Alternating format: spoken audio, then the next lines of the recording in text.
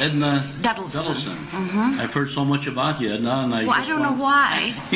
Somebody said, well, we can't have that mill go under because Bill doesn't want to run it, and Dud can't, and Toad, you buy it. And he slammed his hair in on the bar at the bowling place, and he said, I'll never buy that feed mill. And then he decided he'd buy it. Was this the source of electricity years ago? Yes, 1911. 1911 was this was the source of electricity? When my husband's grandpa, Joe Duddleston, decided that was too much water going over the dam, not netting any profits. Besides grinding the feed and putting all the power for the mixers and everything. Wasn't a month after we bought the mill that something went wrong with the water wheel. Is that?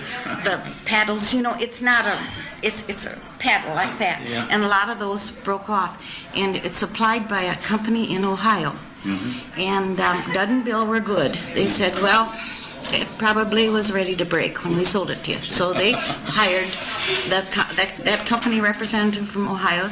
They flew up here and got all the specs, made the stuff, and it wasn't long and we were back in operation.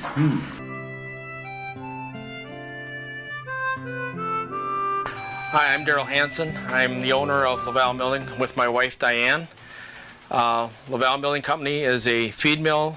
We service the farmers in the area, grinding feed and giving them proteins and minerals for their feed. The feed mill itself, there's been a building on this site since the 1860s. It's been in the Duddleston family since 1912, when my wife's great-great-grandpa owned it. And then it went to his sons.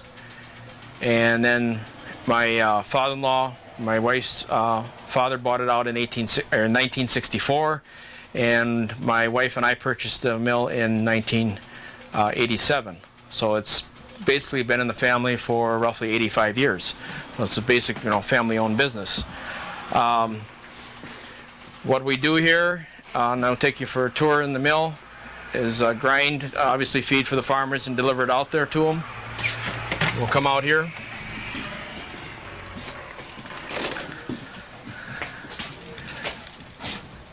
And in this area out here is our main working area, where we normally mix the feeds up. We have a pit out in front where we dump the corn in. Either we go out and get the corn from the farmers with one of our trucks, or the farmers bring the loads into us. And we either grind them in our grinding mill. It's a hammer mill. Or our bag up, we're mixing calf feeds or something like this that we usually don't grind. We mix those up with whole corn and oats. There's 3 mixers here that we use. And I can switch from one mixer to the other depending upon what I want in what mixer and what I want to mix into it. This building here was been here since 1937. The mill burned in 37, and they replaced it in 3 months' time.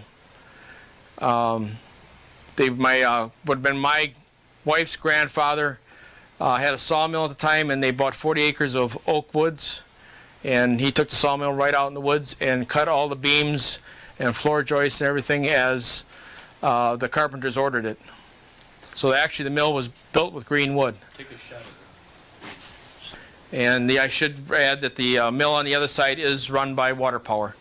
The water wheel, it's a turbine, and it creates 90 horsepower, which turns the hammers over on the other side.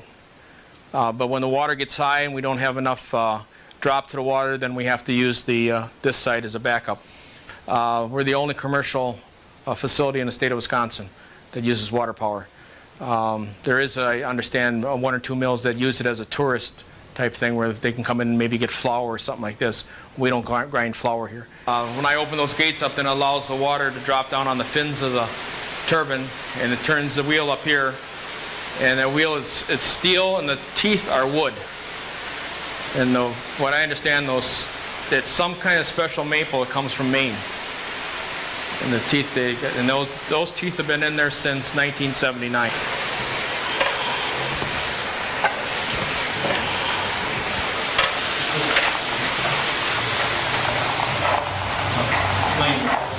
Okay, I just turned it on. It's not up to full speed. She's running about half speed right now.